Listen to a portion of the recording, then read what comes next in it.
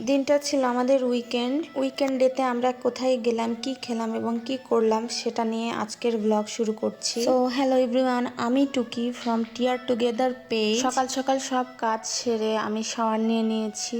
আর আজকে আমরা husband wife একটা কাপল সেট পরবো, মানে টি শার্ট সেট, শুধু কালারটাই চেঞ্জ, ব্ল্যাক অ্যান্ড হোয়াইট। এদিকে আমি দেখছি আমার হাজব্যান্ডের তো সব চুল পেকে সারা। আসলে এখন চুল পাকতে বয়স লাগে না, এটাই আমার হাজব্যান্ডকে দেখে বুঝলাম। আর এদিকে আমার একটা ছোট্ট সংসারের কাজের শেষ নেই। সব কাজ শেষে আমি ওয়াশিং মেশিনে কাপড় ওয়াশ করতে দিয়েছি। কিছু কাপড় ওয়াশ করেছি এবং কিছু কাপড় আবার ওয়াশ করতে দিয়েছি। এগুলো হ্যাঙ্গার করে এখন রোদে দিব, হয়তো তারপরে আমার কাজটা সম্পন্ন হবে। রুমে এসে দেখি আমার কসমেটিক র্যাকটা অনেক নোংরা হয়ে আছে। সাথে সাথে আমি টিস্যু দিয়ে ক্লিন করে নিচ্ছি। আর এখন আমি রেডি হব নিজের জন্য।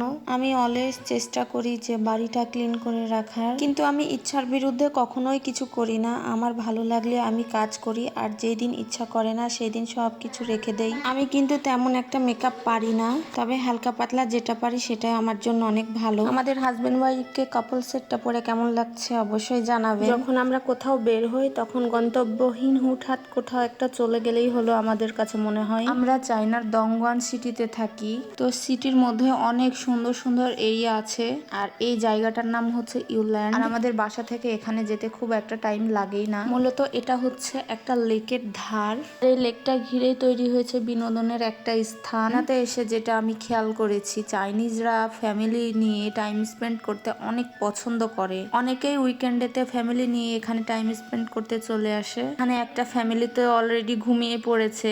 আমরাও মাঝে মাঝে খুব সকাল সকাল এখানে চলে আসি, আর হচ্ছে আমরা লাঞ্চ এখানেই করি। সকাল সকাল গেলে কখন যে সন্ধ্যা রাত হয়ে যায় সেটা তো টেরই পাওয়া যায় না। এখানে ভেতর সাইডে আরেকটা বিনোদনের স্থান, আর এগুলো দেখছেন এক একটা ফুলের পাপড়ির ডিজাইন করা আছে। এখানে থেকে ড্রোন শুট নিলে ফুলের পাপড়ির ডিজাইন গুলো আর এটা সৌন্দর্য ভালো মতো বোঝা যায়। এক একটা ফুলের পাপড়ির মধ্যে কোনোটা লাইব্রেরি, কোনোটা মিউজিয়াম, আবার কোনোটা শপিং মল। ইউল্যান্ডে গেলে আমি অলওয়েজ এই লাইব্রেরিতেই যাই। এত দারুণ দেখতে ভিতরে এবং এত সুন্দর ডেকোরেশন করা, আসলে চোখে না দেখলে বোঝাই যায় না। এখানে ছোটখাটো জিনিস কেনাকাটাও করা যায়, তবে আমার মনে হয় অন্যান্য জায়গার থেকে এখানে প্রাইসটা একটু হাই থাকে। আমার তো এখানে থেকে কোনোদিন কোনো কিছু কেনাই হয়নি, জাস্ট আমি শুধু এখানে দেখতেই যাই।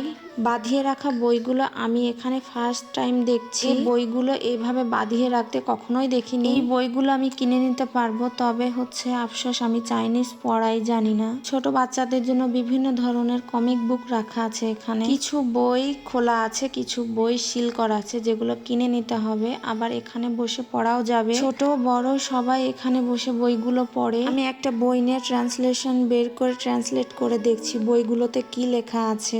বিষয়টা দেখে আমার দিকে অনেকেই তাকিয়েছিল, যাই হোক আমি কিছু মনেই করিনি। একটা ব্লগে লাইব্রেরিটার সৌন্দর্য পুরোটা দেখানোই সম্ভব না আমার কাছে। লাইব্রেরি থেকে বের হয়ে বাচ্চার সাথে একটু খেলাধুলা করে নিয়েছি, আর এই জায়গাটায় বাচ্চাদের জন্য খেলার অনেক বড় একটা স্পেস আছে। শুধু এখানেই না, চায়নাতে একটু পর পর বাচ্চাদের জন্য প্লে জোন তৈরি করা আছে। ইউল্যান্ড থেকে বের হতে আমাদের প্রায় অনেক রাত হয়ে গিয়েছিল, তাই ভাবলাম ডিনারটা সেরে বাসায় ঢুকবো। আর আমরা সবসময় চেষ্টা করি মুসলিম রেস্টুরেন্টে খেতে। এখানে সব খাবারগুলো হালাল পাওয়া যায়। অনেকে মনে করে চায়নাতে কোনো হালাল খাবার পাওয়াই যায় না। এটা সম্পূর্ণ ভুল ধারণা, কারণ চায়নাতে প্রচুর পরিমাণে মুসলিম বসবাস করে। চাইনিজ খাবার তেমন একটা আমার পছন্দ না, কিন্তু কিছু কিছু খাবার আবার পছন্দ হয়ে যায়। যেমন এই নুডলসটা নিয়েছিলাম আমি, বিফ নুডলস, আর সাথে সবজি ছিল। আমার কাছে তেমন একটা ভালোই লাগেনি। সাথে নিয়েছিলাম ফ্রাইড রাইস। আর সবকিছু এখানে স্টিক দিয়ে খেতে হয়, যেটা আমার কাছে অনেক কঠিন একটা কাজ। আজকের ভিডিওটা এই পর্যন্তই রাখলাম। আমার ভিডিওগুলো ভালো লাগলে অবশ্যই আমার চ্যানেলটি সাবস্ক্রাইব করে দিবেন। আল্লাহ হাফেজ।